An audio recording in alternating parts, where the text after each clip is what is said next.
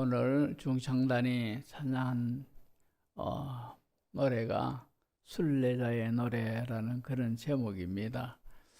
우리 모든 성도들은 순례자입니다. 순례자란 뜻은 하늘나라가 우리의 본향이고 그 본향을 바라보며 나아가며 살아가는 그런 인생이 순례자라, 그리고 순례자의 인생이라 그렇게 말하고 있습니다. 이런 것을 할 때 우리 모든 구원받은 성도들은 하늘나라의 소망을 궁극적인 목적으로 가지고 살아가는 성도들은 모두가 다 이 세상을 순례자로서 살아가고 있는 줄로 믿습니다. 사실 우리가 상식적으로도 다 알지만도 가까이에서 제가 볼 때도 지난 3월 1일 날 서문로교회 오청섭 장로님이 하나님의 부름을 받았습니다. 그분이 서문로교회에서 30대의 장로로 장립을 받아가지고 한평생을 교회를 위해서 섬기다가 주님 앞에 갔습니다. 그런가 하면은 또 제가 아는 부산에서 목회를 하는 목사님이 나이가 65살인데 또 하나님의 부름을 받아갔고요. 또 청도로 가다 보면 남성현교회가 있지 않습니까? 지금은 젊은 목사님이 왔습니다만도 그 전임 목사님이 이제 남성교회를 시무를 그만두고 한 달여 남짓 만에 또 65세란 또 그 나이에 하나님의 부름을 받았습니다. 참 가까이에서 볼 때 이런 사람도 저런 사람도 또 하나님의 부름을 받는 것을 볼 때 우리 인생도 언젠가는 다 모든 사람들이 가는 그 길을 다 가고 갈 수밖에 없고 또 지금 가고 있는 줄로 믿습니다. 따라서 우리가 이 세상에 살 동안에 가장 귀한 것이 뭐냐? 가장 우선해야 되는 것이 뭐냐? 바로 예수 믿고 내 영혼이 구원받는 겁니다. 아멘. 예수 믿는 이것이야말로 가장 귀한 것이라요. 그래서 성경에도 천국은 이와 같으니 하면서 예수님이 비유로 말씀하시는데 밭에 감추어져 있는 보화 같으니 그렇게 말씀했지 않습니까? 그래서 어떤 사람이 그 밭을 경작하다가 그 밭에 엄청난 보물이 땅속에 묻혀 있는 것을 보고는 그 보물을 차지하기 위해서 그 보물을 자기 것으로 만들기 위해서 자기의 집도 자기의 모든 것도 다 처분해 가지고 그 밭을 샀더라. 그런 비유를 예수님이 말씀하고 있지 않습니까? 왜 그러느냐? 그 밭에 있는 보물을 자기 것으로 만들기 위해서는 자기의 모든 것들을 다 팔아가지고 그것을 샀다고 했습니다. 천국은 이와 같으니 하면서 밭에 감추인 보화 같으니, 다시 말해서 우리가 천국 가는 이것이, 천국을 우리가 소망하며 구원받은 이것이 세상의 모든 것도 다 팔아서라도 우리가 그 구원, 이것을 그죠? 예수 믿는 이 구원을 우리가 받습니다. 따라서 참으로 세상에서 가장 귀한 것이, 가장 복된 것이 예수 믿는 거라요. 예수님 믿는다는 것이 뭐겠습니까? 예수님이 십자가에 달려 죽으셔서 나의 모든 죄 문제를 해결해 주셨다. 이 사실을 믿는 이것이 바로 예수 믿는다는 겁니다. 왜 그런가 하니까 예수님이 십자가의 죽으심이 대속의 죽음이고 속량의 죽음이다 이 말입니다. 우리가 지은 죄로 인하여서 내가 받을 그 모든 저주를 예수님이 십자가에 달려 죽어주심으로 인해서 우리의 모든 저주를 대신 다 담당하시고 피 흘려 죽어주셨기 때문에 우리가 이 사실을 믿기만 하면은 우리는 우리 모든 죄에서 구원을 받고 하나님의 자녀가 되고 천국 가게 되는 줄로 믿습니다. 이것이 바로 예수 믿는다 하는 그런 의미지, 그죠? 그래서 우리가 세상에서 가장 귀한 것은 예수 믿는 거라요. 예수 믿고 구원받는 겁니다. 그런데 지금도 안타깝게도 세상 밖에 보면은 예수 믿지 아니하고 세상의 것들을 최고로 여기면서 그렇게 살아가는 사람들이 너무너무 많습니다. 이 사람들은 다 예수 안 믿으면은 어떻게 되겠습니까? 다 한 번은 다 죽게 되는 이 모든 인생인데 죽고 난 뒤에 영원한 지옥 형벌 받게 된다 말입니다. 그러니까 우리가 예수 믿는 것이 가장 귀한 것이고 우리는 이미 예수 믿는 이 구원의 도를 우리는 다 알고 깨닫고 믿고 누리고 있습니다.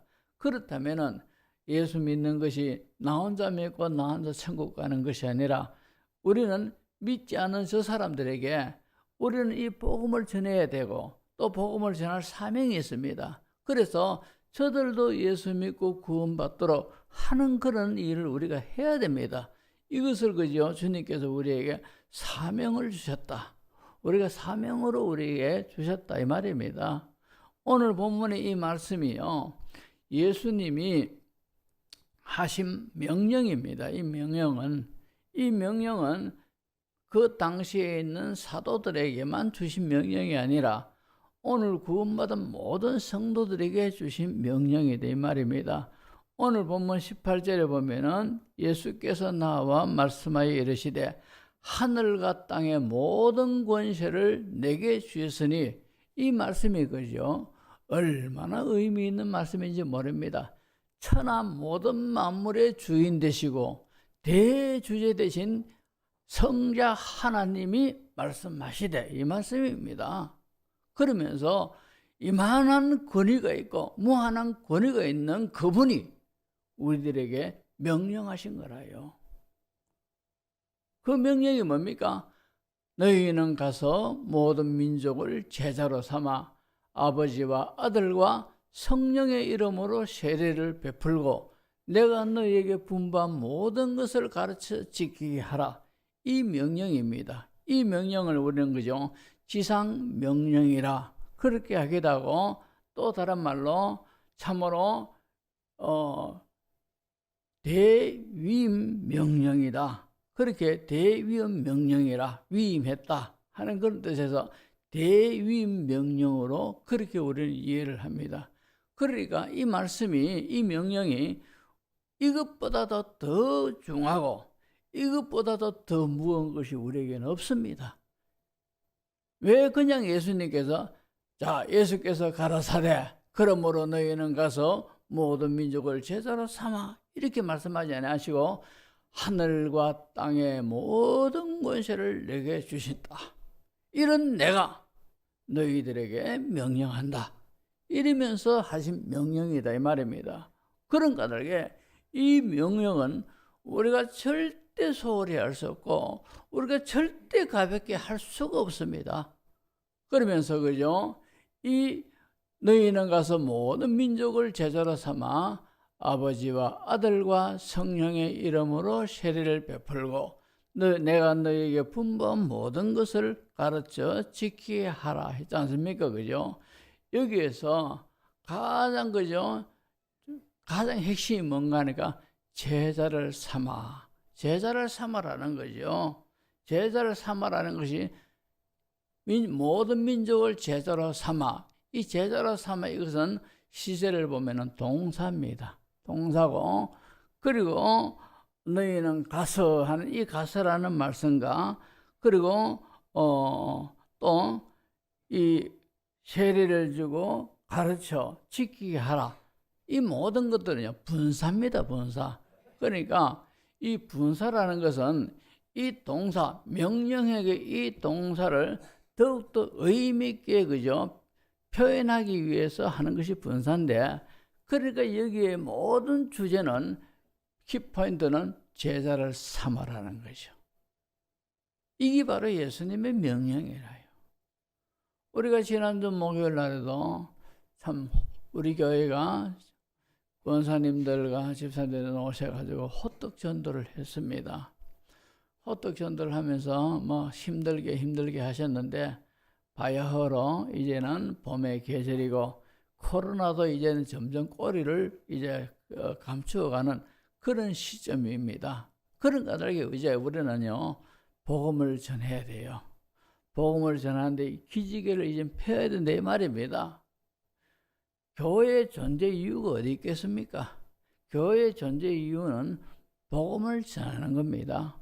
오늘 예수님의 말씀처럼 제자 삼는 거라요. 제자 삼는 그 목적을 위하여 교회는 하나님께서 이 땅에 피로 값주고 세웠고 존재케 하고 지금도 붙들고 있는 이유가 바로 그 이유입니다. 교회를 우리 주님께서 눈동자처럼 귀하게 여기시고 예수님의 피로 값주고 세우실 정도로 그렇게 소중히 여기시는 이유가 어디 있느냐? 바로 제자 삼으라는 그 이유입니다. 그런 까닭에 교회가 제자 삼는 이 사명을 소홀히 하거나 등한히 하면은 교회는 필요 없습니다. 교회는 필요가 없어요. 왜? 사명을 잃어버린 교회가 무슨 필요가 있느냐 말이죠. 오늘 이 명령이 천지의 대주제 대신 성자 하나님이 우리에게 하신 명령이다 말입니다.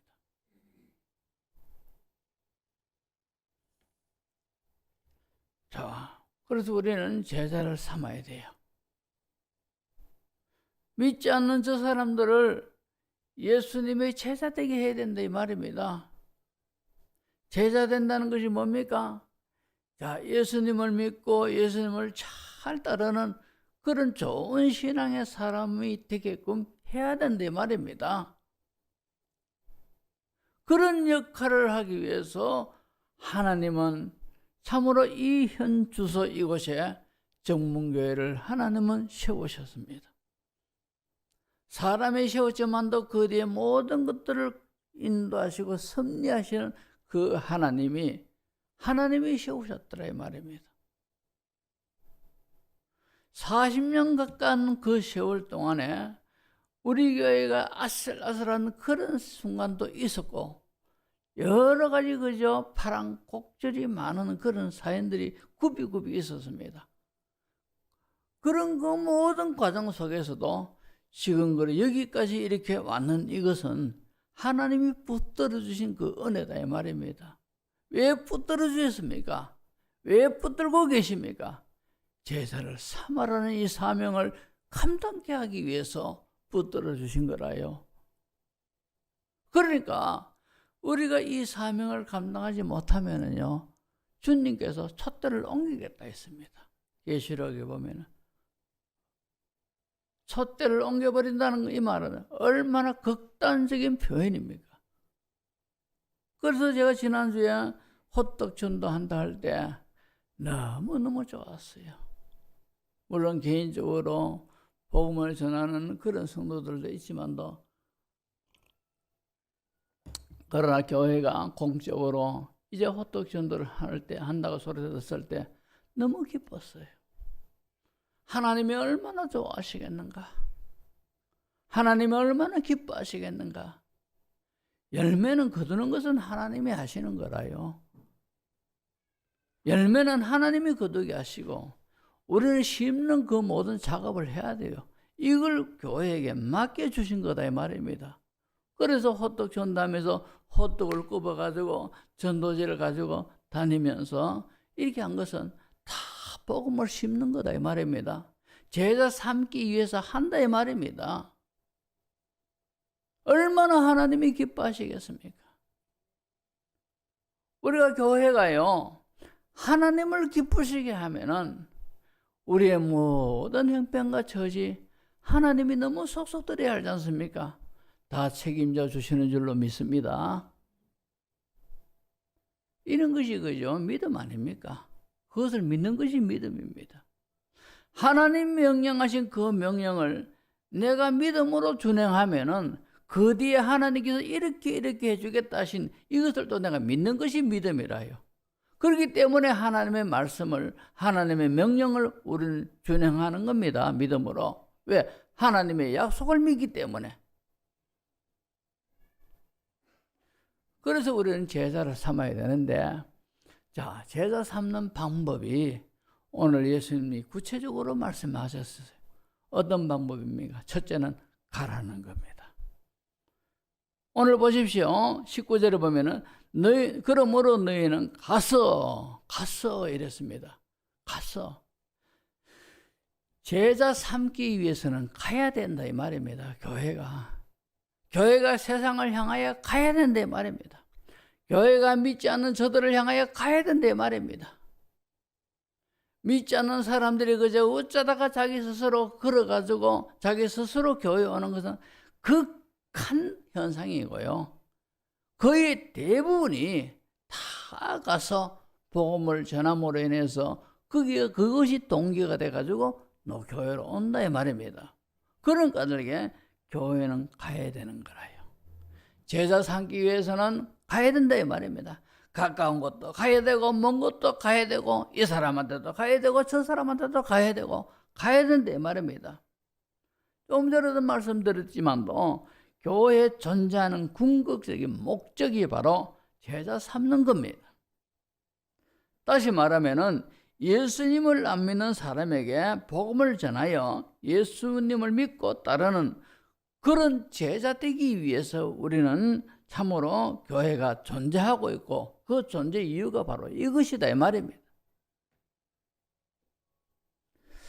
그런데 우리가 이 사명을 감당하기 위해서 교회가 사람들에게 오시오라는 그런 구도로 우리가 있다면은 안 된다 이 말입니다. 우리는 가라는 구도 속으로 우리는 가야 돼요. 오라는 구도가 되면 안 된다 이 말입니다. 요즘같이 그저 교회가 세상 사람들한테 인기가 없고 인정도 받지 못하고 특히 아직도 코로나 전염병이 아직도 그치지 않는 이런 가운데서 오라는 구도로 우리가 또 이렇게 있는 것 때문에 누가 오겠습니까? 교회에. 누가 오겠느냐 말입니다. 그러므로 예수님이 제자 삼으려고 하느냐? 제자 삼기를 원하느냐? 그러면 가라는 거죠. 우리가 가야 돼요. 믿지 않는 저 사람을 향하여 가야 된다 말입니다. 믿지 않는 내 이웃을 향하여 가야 된다 말입니다. 믿지 않는 사람들에게 우리가 가야 돼요.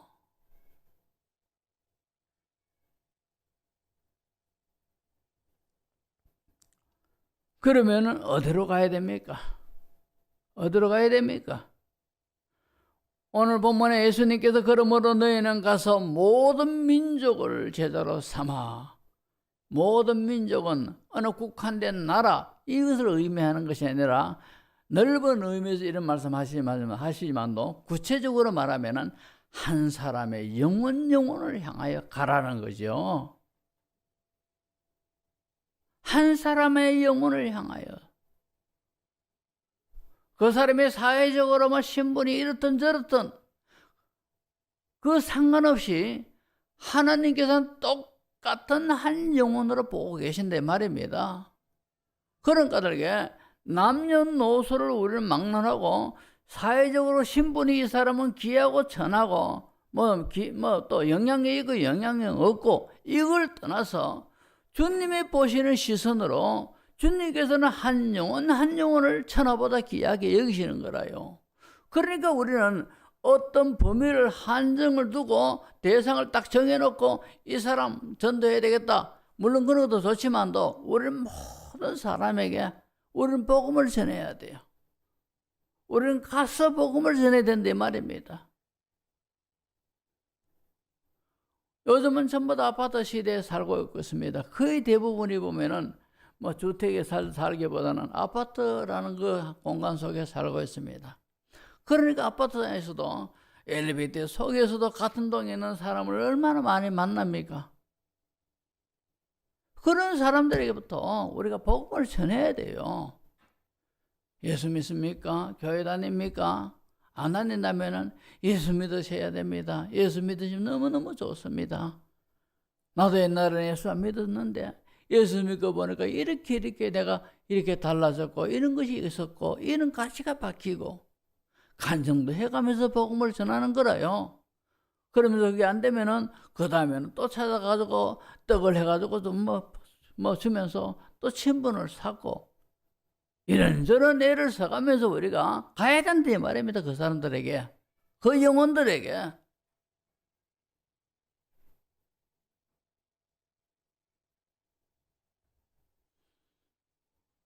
어느 선교학자들은 교회는 모이는 교회가 있고 흩어지는 교회가 있다, 이런 말을 했습니다. 모이는 교회도 의미가 있습니다만도, 그러나 우리가 선교적인 전도적인 그런 측면에서 볼 때는 흩어지는 교회가 되어야 됩니다. 흩어져야 돼요. 흩어져야 되지, 흩어지지 아니하니까 어떻습니까? 예루살렘 교회가 복음을 받았습니다. 복음을 받고 성령의 은혜를 받고 불같은 성령의 은혜가 그들에게 임합니다. 얼마나 가슴이 뜨겁습니까? 예수 믿고 보니까 너무너무 좋고 영적 자유를 만끽하고 있는 겁니다. 그런데 이 복음을 전하지 않아야 하니까 예루살렘 그 교회에 엄청난 환란이 일어나게 하셔가지고 이 사람들을 막 의도적으로 흩어버린 거야. 예루살렘 교회에서는 도저히 핍박 때문에 견디지 못하겠다 이래가지고 신앙을 지키기 위해서 성도들이 각기로 흩어졌어요. 하나님이 그렇게 흩어버리시는 거라요. 흩어가지고 복음을 전하는 거라요. 우리가 복음을 전하지 않으면은 주님께서 이만큼 답답해 하시고 안타까워 하시는 겁니다.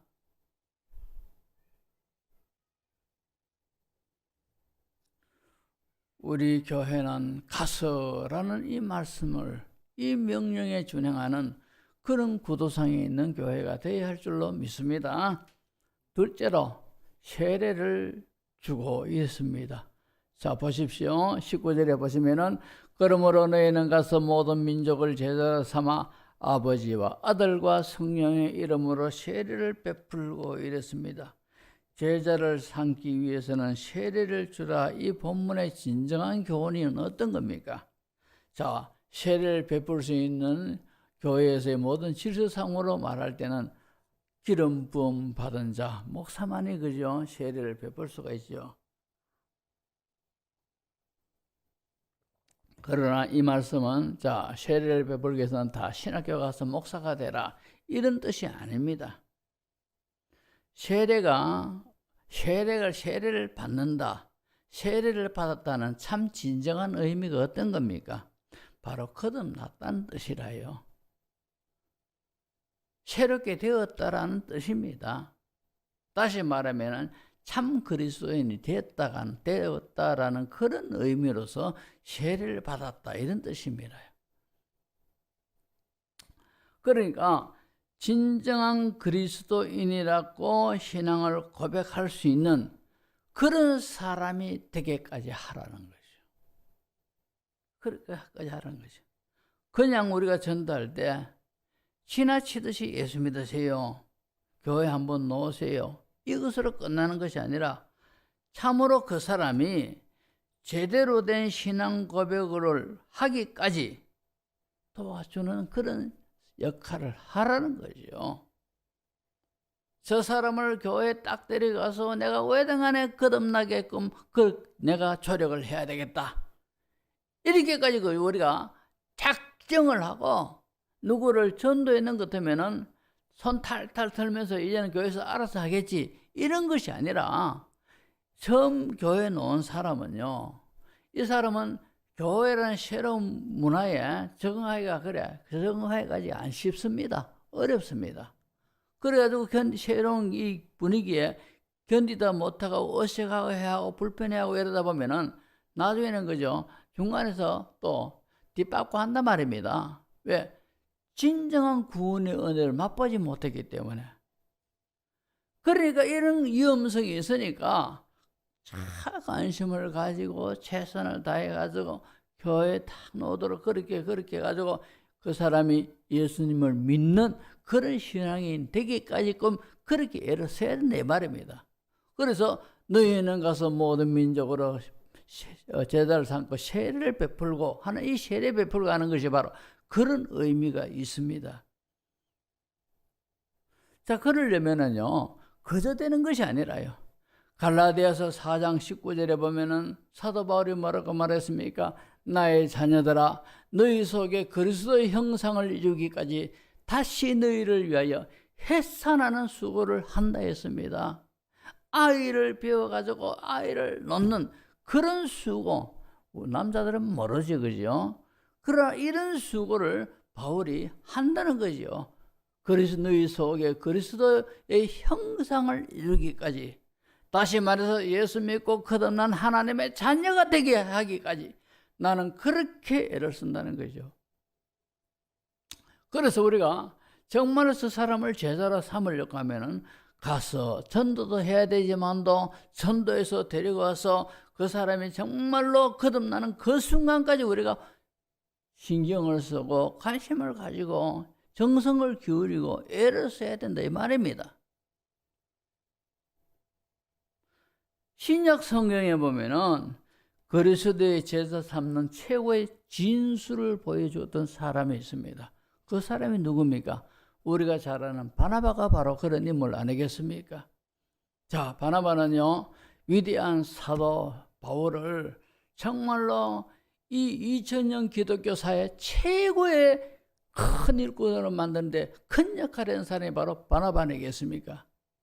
자, 바울은 예수님 믿기 전에는 악명을 떨쳤던 그런 사람입니다. 그 당시 예수 믿는 그리스도인들은 바울이라 하면은 치를 떨고 두려워하고 무서워했습니다. 왜? 무조건 예수 믿는다 하면 잡아가 족치는 그런 사람이니까. 그런데 바울이 다메섹으로 가는 그 모든 길에서 예수님을 만나지 않습니까? 예수님을 만나고 거듭났습니다. 자, 근데 이 사람 바울이 이제 아라비아로 가서 광야에 가서 3년 동안 신학을 하고 난 다음에 맨 먼저 찾아온 것이 바로 예루살렘의 사도들을 만나는 것이 먼저 급선무인 것을 깨달았습니다. 왜? 이 예루살렘에 와서 사도들로부터 인정을 받아야 복음을 전하겠다는 거죠. 그 전에 얼마나 악명이 높았던 사람이기에 자기가 내가 만난 예수님 하면서 복음을 전하려고 하니까 전부 다 안 믿는다는 말입니다. 그렇기 때문에 예루살렘에 있는 사도들로부터 이제 이 사람은 검증된 사람이다라는 인정을 받고 그렇게 해야만이 복음을 전할 수가 있다, 이렇게 생각이 들어가지고 왔습니다. 아라비아에서 3년 동안 이제 하나님과 영적 어떤 관계를 맺고 난 다음에 왔는데 이 예루살렘에 오니까 전부 다 사도들부터 전부 다 바울을 안 믿는 거라요. 경계를 하는 겁니다. 이 사람이 다메섹 도상에서 예수님을 만나고 거듭나다 해도 안 믿는 겁니다. 왜? 워낙 그리스도인을 핍박하고 교회를 그렇게 박해했던 인물이 바로 이 사람이기 때문에. 근데 그 모든 중간 역할을 한 사람이 바로 누구냐? 바나바가 그렇게 했다, 이 말입니다. 바나바는요, 자신의 모든 것들을 보증하고 이 사람을 사도들께로부터 인도한 사람이 바로 바나바다, 이 말입니다. 성경은 그냥 단순하게 바나바가 이 바울을 사도들에게 데려가서 교제를 나누게 했고 악수를 하게 했다, 간단하게 그렇게 기록되어 있지만도 이런 바울을 사도들로부터 인정받게 하기까지 얼마나 바나바가 애를 많이 쓰는지 모른다, 이 말입니다. 그런데 바나바는 그냥 애를 쓴 것이 아니라 자신의 모든 것들을 걸고 이 사람을 내가 보증합니다, 이렇게까지 애를 썼습니다. 그렇게 해서 위대한 사도가 거기서 나온 거라요. 우리가 교회는 가야 돼요. 제자 삼기 위해서는 가야 된다, 이 말입니다. 그리고 세례를 베풀고, 다시 말해서 이 사람이 예수님을 만나서 거듭나게 하기까지 우리는 수고를 거기까지 해야 돼요.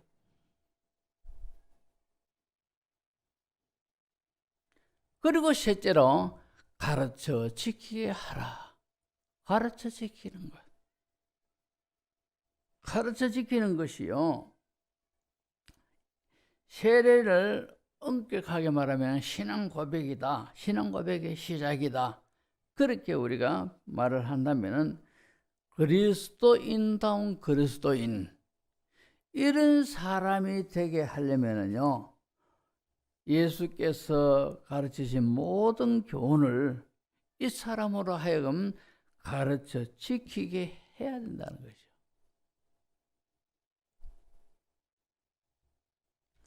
가르친다는 것이 뭐겠습니까? 가르친다는 것은 학교에서처럼 학습 내용을 외우게 하는 것, 이런 것이 아니고, 또 지식적으로 가르치는 것이 다 가르친다라고 그렇게 표현할 수가 없습니다. 가르친다는 것은 가르침을 받는 이들의 행동답게 그렇게 해서 가르쳐야 된다는 것이죠.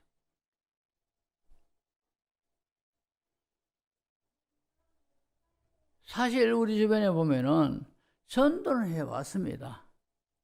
그리고는 이제 전도해온 자신부터가 영 신앙생활을 연 거죠. 이거면 낙제점 받듯이 그렇게 교회 생활을 합니다.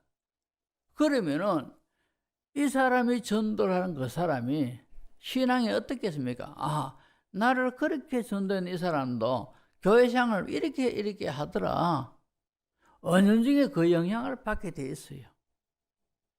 그 영향을 받게 돼 있다 이 말입니다. 그러니까 이 사람을 참다운 그리스도인 되고 정말로 예수님의 명령을 따라 그리스도인으로서 살아가기 위해서는, 내가 가르쳐 지키게 하기 위해서는 내가 그만큼 본이 되는 행동을 해야 된다 이 말입니다. 그렇게 함으로써 아하, 저분 보니까 교회 나는 아무것도 모르지만도 나를 인도한 그분 보니까 교회 신앙생활 하려면 이렇게 해야 되는구나. 그러니까 새벽기도도 안 빠지고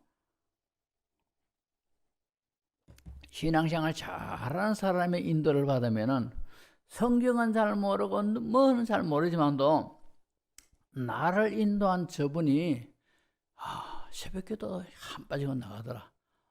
그러면은 교회 생활 제대로 하려면은 새벽기도를 가야 되는구나. 이렇게 새벽기도 따라 놓게 되고, 주일날 교회 와서 예배 드리는 거 이거 한 번도 안 빠지고 하면은 주일날 예배는 어떤 경우에도 이건 빠져서는 안 되는구나.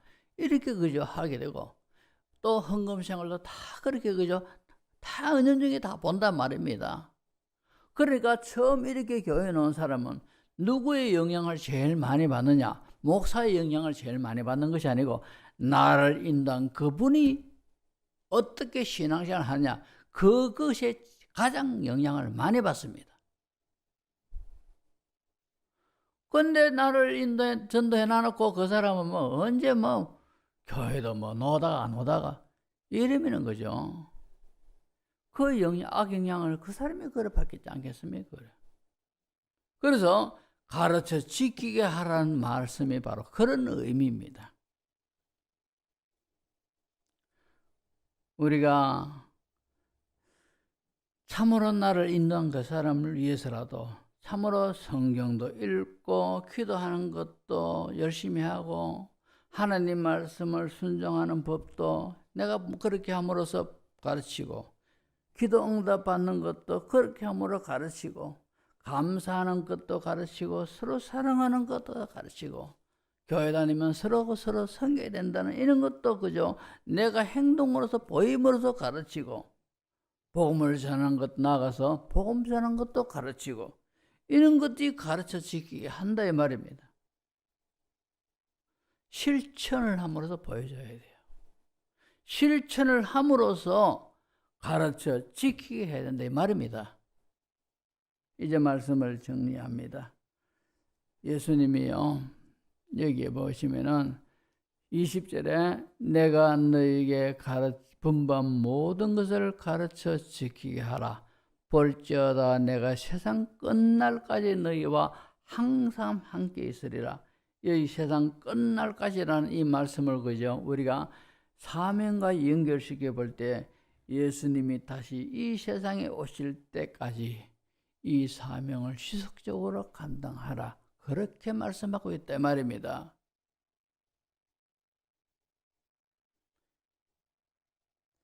이 명령은 사명을 떠받치는 교회가 계속되어야 할 지속적인 일이 된다 이 말입니다. 교회에 주신 약속은 모든 권세를 가지신 예수님이 세상 끝날까지 우리와 함께 하시겠다고 약속하셨습니다. 그런 교회를 지켜주시겠다는 거죠. 함께 하시겠다는 것은 내가 다 지켜주겠다는 거죠. 내가 책임져 주겠다는 겁니다. 그래서 참으로 우리 교회도 참으로 최고의 목표가 제자 삼는 그런 교회가 돼야 돼요.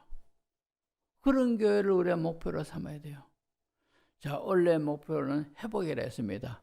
왜냐, 워낙 찌그러졌으니까 회복이 좀 돼야 힘을 안 얻겠나 싶어가지고 회복을 해놔지, 더 궁극적인 목표는 제자 삼는 거라요. 그래서 우리가 참으로 회복과 동시에 제자 삼는 이 일에 총력을 기울여 가지고 가서 세례를 베풀고 가르쳐 지키게 하는 이 사명 잘 감당하는 우리 교회가 되어야 할 줄로 믿습니다.